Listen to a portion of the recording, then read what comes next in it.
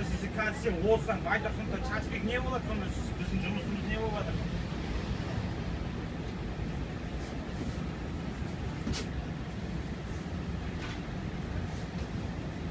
Қашым айтсам қашым маған да бәрібір дейді да, ол бәрібір болмайды ғой.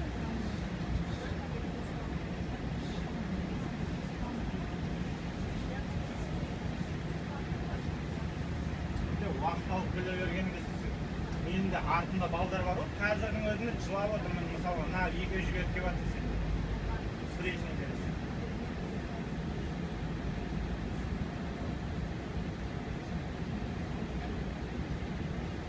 Живой еді ғой, негізі. Живой